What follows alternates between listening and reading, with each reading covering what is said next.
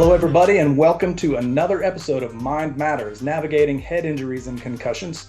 I'm your host, Kylie Como.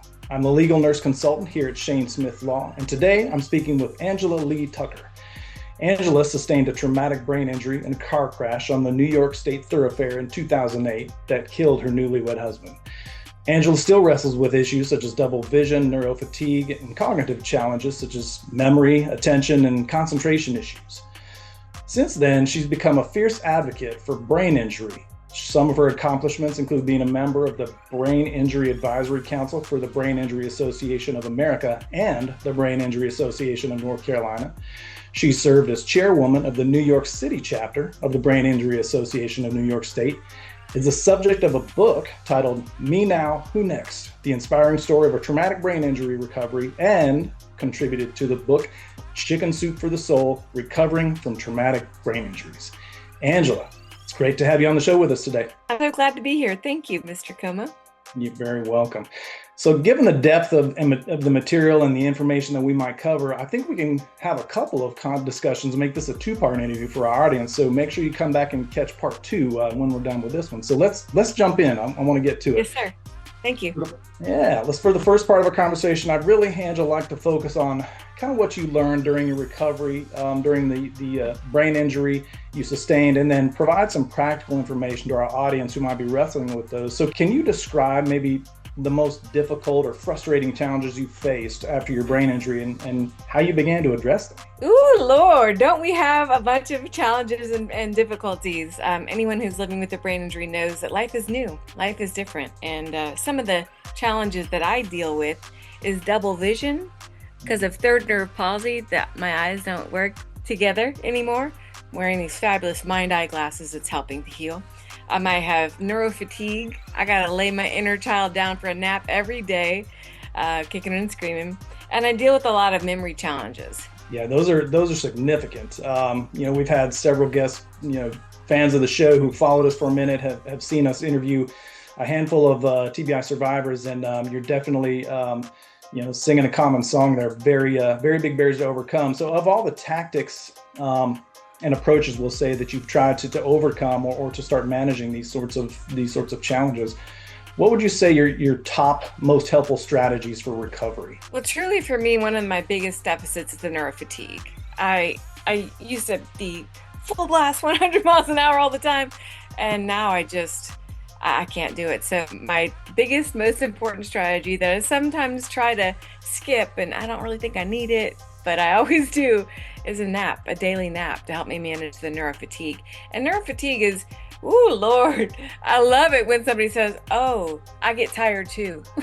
Mm-hmm. Or I wish I could nap. Neurofatigue puts me in jeopardy. It endangers my safety and my well-being because of my attention and my focus, and all the cognitive stuff gets really compromised if I don't just lie my inner child down, kicking and screaming, for about an hour nap. And you know what? I may not fall asleep, but I put a sleep mask on and I wear it for an hour. And my mind might be going, but I'm still reclined. And so I do a daily nap. That's really important. Double vision, as I mentioned, I'm a patient of the Mind-Eye Institute.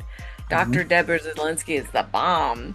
They're based in Northbrook, Illinois, and they've got really cutting edge equipment, and these glasses have prisms and filters, and this is my 7th pair of brainwear glasses, and the idea is that I wear each pair for about 6 months to a year, and I'm rehabbing, and I wish you could see what my eyes used to look like. Because of the third nerve palsy, this eye always looked like I was drinking, and was kind of droopy, and that's visibly improved. If you live with vision disturbances, don't give up, because there are answers and solutions. Look, I looked everywhere in Nashville. There are some lovely optometrists in the area, don't get me wrong, but I attended a virtual vision disturbances conference, and I interviewed 5 major, like Los Angeles, and I did what I could to find the best, and not everyone will have access to that level of care, and I understand that, but don't give up. The cards that you were dealt, that hand, the bad hand, you can play it better if you could. And then for memory challenges, shoot, I take notes all the time. I have an iPhone. It's my memory device, and so Yeah. I'm talking to it all day long. In fact, my husband, sometimes when I'll call my husband, he doesn't know that I'm calling him because I'm always in dialogue connection with my phone. So Augustus, really, I'm talking to you. Oh, okay. You're not talking to your phone. You're talking to me. Oh, okay.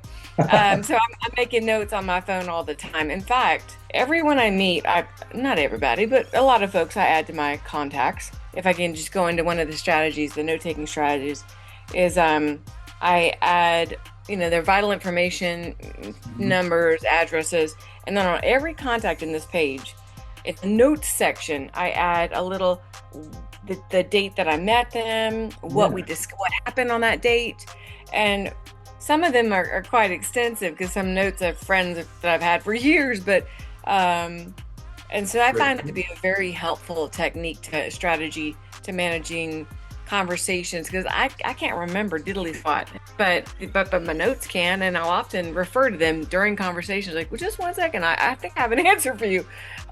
So that's one way that I deal with memory challenges. Those are excellent. I mean, I use the Notes app a ton in my phone, and I kind of do some similar things with my contacts because I too have some difficulty remembering people's names and where I met them, but I didn't suffer a traumatic brain injury. I don't know what that says about me, but I'm with you on that. You're human. Right. That's true. I've been told. So I love that. So apps. Another thing that Lord, every day the night before I look at my calendar because it's fairly robust. Even though I don't have a job, I'm a full-time advocate, you could say, for those living with brain injury. Every morning, every night when I climb into bed, I set alarms because each day looks different. And so each day, some of them are prayer alarms. Some, they're all. That's a lot. That's just today. There's a Shane Law alarm on. So I find because I don't have a 9 to 5, a desk job, my days are very flexible and different. Every day is a little different. So it's challenging for me to keep track of what's on the docket.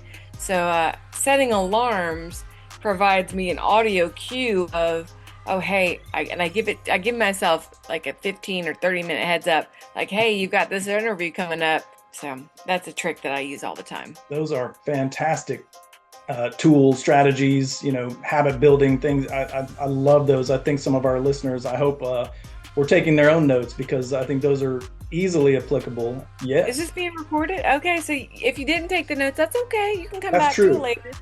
That is a good point. Yeah, I guess you can rewatch it. So see, there you go. I love that. And that was going to be my next question, was talking about daily routines or habits or tools. I'd also like to know about, because what we hear so often, from not just our TBI survivors we've had on the show, but our providers that help people, shepherd people through these trying times, if you will. We talk a lot about the recovery team, right? It's not just an individual or a provider. How did you build your care or recovery team, and how and what helped you, get on the right people? Great question. Yeah, great question. And I'm very, in my case, I'm extremely blessed and very unique and lucky. My bonus mom, my dad remarried. Her name is Mary Wall Tucker, and she's a very respected nurse practitioner in Hendersonville, North Carolina. And I have her championing and the captain of my recovery team, and it's a team, as you indicated. So she found all the resources. She did all the phone calls and got me into care partners and got my therapy set up and got my doctor set up. So I'm immensely grateful to my bonus mom for all the work and effort that she did, and also my bonus sister, Mare. She drove from California cross country to move in to my dad's house, where I was living for about a year and a half recovering. And she's a talented Pilates instructor. And so she's now a professor at a university, dance professor. But anyway, she worked with me hands-on, one-on-one, providing exercises and techniques. But you indicated, what does your day look like? And as I mentioned earlier, every day is different, but every start to my day is the same. And what works for me is every morning I meditate for about 10 minutes. And because my mind's scrambled and so full, I benefit most from a guided meditation. I use the Daily Calm, And I've done hundreds of meditations on there. Now I'm on the Daily J, Daily Calm, the Daily Trip. But for 10 minutes starting my morning, I like to have my coffee beside me and do a little meditation on the porch downstairs. I also am totally addicted to, have you ever heard of Lumosity.com? I have not. What's that? I'm a little nervous. It's a website that I found early in the beginning of my days, and it measures brain performance. And I had a BPI, brain performance index, of like 200, and I don't know where it is now. But the games are specifically scientifically designed to help gamers improve memory, concentration, speed. I mean, it's so addictive. I play that every morning, usually about 30 minutes after my coffee and after I've meditated. Okay. And then I look at my alarms and get going with my day. But I do find that energizing and stimulating the cognition early in the morning to get the juices flowing with that coffee is what works for me. Yeah, and I think you hit on an important piece, and again, pulling on a common thread. It's very individual. Is brain injury recovery, right? And you've got to find your own rhythm. You've got to create your own team. You've got to find your own lane, if you will, that's going to lead to success. So I'm glad you have given so many great tools. You've touched on you're talking about some of the cognitive therapies. You mentioned I think your sister-in-law said you kind of did some physical therapy. That's important. We hear a lot about that. We have on providers like integrative neurologists, chiropractors, physical therapists, nutrition also. Were there any particular therapies that made a real difference for you early on? And what advice would you give to others who are exploring their options? I didn't even know of this particular therapy, but when I moved back to New York City, I was in vestibular therapy. What's this? I didn't know. In vestibular therapy, when I returned to New York City, I was in therapy, outpatient therapy at NYU Langone, Rusk, for like 4 or 5 days a week. It was a full-time job. And that's one thing that I'd like to share with this audience is our jobs now, full-time healing. When I moved in with Mary, my bonus mom, Mary Wall, she said your full-time job is to heal. Like that's what we're focused on. Because at the time of the crash, I was a vice president of a public relations firm in Manhattan. Yeah. I was wheeling and dealing. I was managing a talented team of executives, big budgets. And now, afterwards, I would get lost on the subway. I would sleep more, get confused more regularly. So my full-time job, and all of us, I encourage all of us to shift and focus on healing. I was kind of wondering, if you had any particular, early on especially, therapies that or practitioners that really helped you out, disciplines, if you will. Thank you. That you kind of gravitated towards, and if you had any advice for people trying to explore options, because there are, as you've mentioned, there are myriad of options. Yes, and some of the options that you mentioned I haven't tried, and so that's exciting. Yeah. So vestibular therapy wasn't even on my radar until I moved back to New York City. Speech therapy, huge, and then speech therapy, group cognitive remediation. We had a note-taking system, like taking a tally of who was in attendance or who was here, what we'd be working on together. I still have that notebook. So cognitive remediation was also a great way to relearn how to socialize. I mean, goodness, right after the brain injury, it was kind of all about me, myself, and I. And I had a hard time not thinking and being consumed and concerned only about myself, and thinking about those that I'm in the room with and sharing the microphone with others. So group cognitive remediation was awesome. And I got to tell you, the best therapist that I still work with today, we usually work together 2 hours a week, but during the summer we've switched to a summer schedule. But my cognitive coach, she's based in New York City. We connect virtually for 2 hours, and woo, Lord, she allows me to design the schedule for each day and what my goals are and what my priorities might be. It's totally based on my notes and needs, but she knows brain injury so well. Francesca can design strategies and techniques and tools. Most of the tools I I still live with today, like a wall calendar. Whew. I have a 2-month wall calendar, and it helps my husband and I to sort of manage our full schedules, and just be on the same page of what's happening. In therapies, if you've maxed out, because for me, it boiled down to I maxed out on my insurance eligibility. I was no longer able to be outpatient in a respected medical facility in New York City. So I had to start exploring options elsewhere. I returned to the physical therapist that I had when I first began here, Pisgah Physical Therapy in Hendersonville, because in January I had a hip replacement. What? Oh. And so I had to relearn how to walk again. And so I was glad to go back to my friends at Pisgah because they're amazing. But if you are no longer have access to the traditional therapies that are insurance covered, I encourage you to explore and cast the net and see what you can find. I think that's a good point that doesn't often get mentioned. There is a finite amount of capacity in people's health insurance, if people even have health insurance. There are those that don't. Right. So that's right. I think that's a great point you bring up. That's right. And, I think the thing is if you're not sure of something, or if you're unaware, one of my strategies is I would seek guidance, ask questions, ask a lot of questions. Through the legal process, through the recovery process, through the therapy, the rehabilitation, ask a lot of questions all along the way. And if you can take notes, that'd be helpful. But because we don't know what we don't know.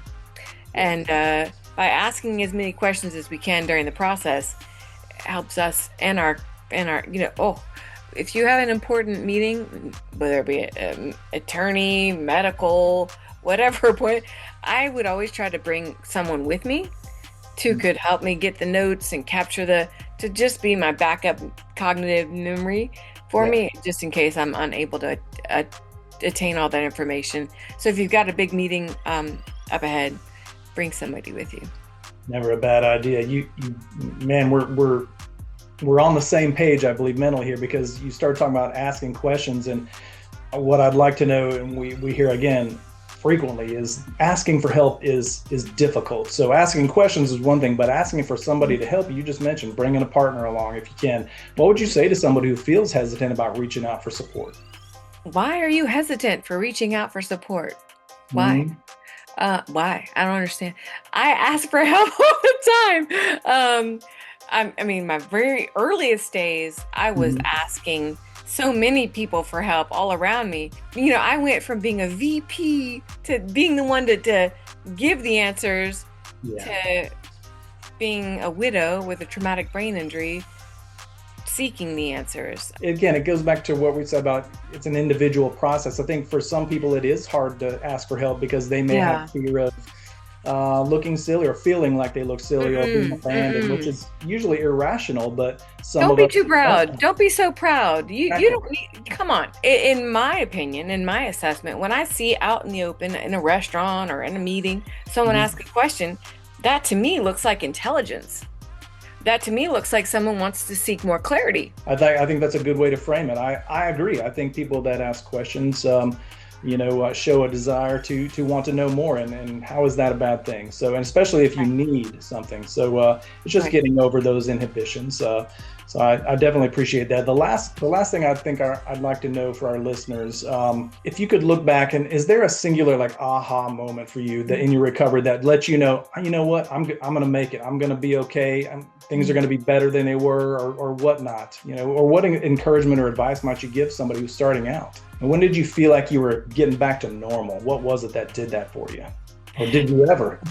That's a dirty word. Right? Mr. Como, normal is a dirty word. Let's hear it. When I returned to feeling like Angela, okay, so my analogy is this. On July 31st, today, 2008, 17 years ago, today, my husband Rich and I were leaving a Yankees baseball game on the New York State Thruway. And we were struck by an 18-wheeler that jackknifed over a concrete divide and crashed into us. 6 weeks later, I woke up at Westchester Medical Center and learned that my husband was killed in the crash. We would have celebrated our first wedding anniversary while I was in the coma. Yeah, I'm so sorry. That night, Angela 1 died. And Angela 2 was airlifted to one of the best medical facilities in America. And Angela 1 and 2 are very different people, still to this day. Angela 1, as I mentioned, was a VP, wheeling and dealing at the top of her game, new homeowner. Angela 2 would get lost in the subway and sleep a lot more. But understanding these two versions of myself allows me to wholly love and inhabit Angela 2. In some ways, I treated, I don't mean to sound morbid, but for me, what worked is I needed to treat it like a funeral. Like Angela 1, those shoes don't fit anymore. I can't wear those high heels anymore. And by allowing that finality, it's allowed me to stop trying to put those shoes back on. I'm no longer haunted by what Angela 1 was in the projection for. I mean, I was just gotten married. I was, going to build a family. You just got a house. I'm on a new trajectory, entirely new trajectory, and it's awesome. Since I put Angela 1 to bed, and I just am not pursuing that path anymore. I can't. Yes, I think that's a great way to put a period on this part of the conversation. Again, we're going to come back. We have more to talk about. We're going to get more into Angela 1 and Angela 2. And I'd be remiss if I did not say what I think a beautiful and appropriate way for us to come together. For us, the first time we've met and spoken is on this day, as you mentioned. My 17th rebirth day. Yes. And we appreciate you taking the time to spend with us and our audience to tell your story. It's been amazing. I really appreciate y'all allowing me to set this up on this day. I'm so grateful. Thank you for allowing me to share my story with y'all. Absolutely. Absolutely. Well, that's a wrap for this episode of Mind Matters, Navigating Head Injuries and Concussions. Once again, I'd like to thank today's guest, Angela Leigh Tucker, for joining us today and sharing her knowledge, her expertise, and her passion with us. You can find more about Angela's journey as well as links to her books and upcoming events at angelaleetucker.com and on LinkedIn. I hope that our audience has enjoyed this enlightening discussion and is leaving with a real appreciation of recovering, living, and thriving with TBI. Oh, yeah, come on. And that's Leigh, ANGELALEIGH, Tucker, TUCKER.com. That's right, because it's not LE. Thank you. You're right. Thanks. Yes, Ms. Tucker. Please don't forget to hit that like button and subscribe to our channel. Keep up with our latest and greatest content like this, and leave us a comment below to add to today's discussion. And as always, remember, if you're in pain, call Shane at 980-999-9999. We'll see you next time. In pain, so I call Shane. 980-999-9999. In pain, call Shane.